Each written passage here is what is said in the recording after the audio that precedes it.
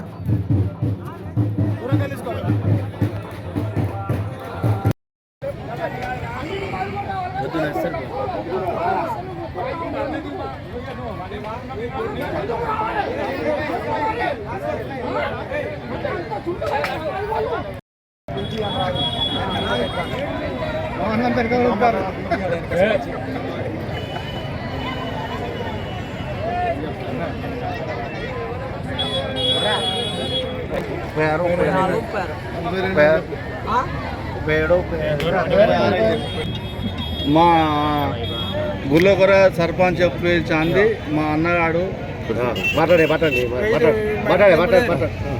సమ్మక్క సారలమ్మకు వచ్చే భక్తులకు స్వాగతం సుస్వాగతం. 28 బుధవారం రోజు సమ్మక్క గద్దెకు వచ్చినది. ఈరోజు 29 రోజు సారలమ్మ గద్దెకు వచ్చినది. ఇక్కడ జాతర అంగరంగ వైభవంగా జరపబడును. ఇక్కడ అందరి సర్పంచుల సహకారం, అందరి ప్రజాప్రతినిధుల సహకారంతో ఈ జాతర జరపబడుతున్నది. ఈ జాతరకు విశిష్టత ఏమిటి అంటే ఇక్కడ 40 ఏళ్ల నుంచి జరపబడుతున్నది. మాకు ఇక్కడ ఫండ్ పెట్టి ఈ జాతరకు మాకు కాంక్రీట్ వేయడం జరిగినది. ఎమ్మెల్యే గారికి మేము కృతజ్ఞతలు చెప్తున్నాము. ఎమ్మెల్యే చింతకుంట విజయ రమణారావు గారు మా జాతరకు 10 లక్షల రూపాయలు ఫండ్ పెట్టి అమ్మవారి గద్దెల చుట్టూ కాంక్రీట్ చేయడం జరిగింది. ఎమ్మెల్యే గారికి కృతజ్ఞతలు చెప్పడం జరుగుతుంది. ఎలిగేడు మరియు దాదపల్లె గ్రామానికి చెందిన పెళ్లిపోరు గుట్టకు సమ్మక్క సారలమ్మ జాతర గత 40 సంవత్సరాల నుండి ఇక్కడ రంగ వైభవంగా జరగడం జరుగుతుంది. అదేవిధంగా ఇక్కడ గ్రామస్తులు, లాలపల్లి గ్రామస్తులు కానీ, అదేవిధంగా ఎలిగేడు గ్రామస్తులు కానీ, మా చుట్టుపక్కల మండలాలకు సంబంధించిన వాళ్ళు ఇక్కడికి ప్రజలు అధిక సంఖ్యలో చేరుకోవడం జరుగుతుంది. లక్షలాదిగా ప్రజలు వస్తూ వెళ్ళడం జరుగుతూ ఉంది. ఇది 3 రోజులుగా జరుగుతున్న జాతర. అదేవిధంగా తెలంగాణ రాష్ట్రంలో కాంగ్రెస్ గవర్నమెంట్ ఏర్పడిన తర్వాత ఈ జాతరలకు, సమ్మక్క సారలక్క జాతరకు అధిక నిధులను కేటాయిస్తూ అత్యధికంగా అభివృద్ధి కార్యక్రమాలను చేపట్టడం జరుగుతూ ఉంది. అదేవిధంగా మా పెద్దపల్లి కాన్స్టెన్సీకి సంబంధించిన చింతకుంట విజయరమణారావు గారు మాకు 12 లక్షలను తన సొంత నిధుల నుండి వేచించి మా గ్రామానికి ఎలాంటి ఇబ్బందులు లేకుండా, భక్తులకు ఎలాంటి ఆటుపోటులు కలగకుండా దానికి సంబంధించిన ఫ్లోరింగ్ను ఏర్పాటు చేసి ఇక్కడ బాత్రూంలకు సంబంధించినవి కానీ, వాటర్ ట్యాంక్కి సంబంధించిన కానీ, తాగునీరుకు సంబంధించిన విషయాలు కానీ, రాకపోకలకు సంబంధించిన విషయాలు కానీ ప్రత్యేక చొరవ చూపి ఇక్కడ అభివృద్ధి కార్యక్రమాలను చేయడం జరుగుతుంది. ఈరోజు మాకు మా ఎమ్మెల్యే గారు ఇక్కడికి వచ్చి మా దేవుని యొక్క ఆశీస్సులు కోరుకోవడం జరుగుతుంది.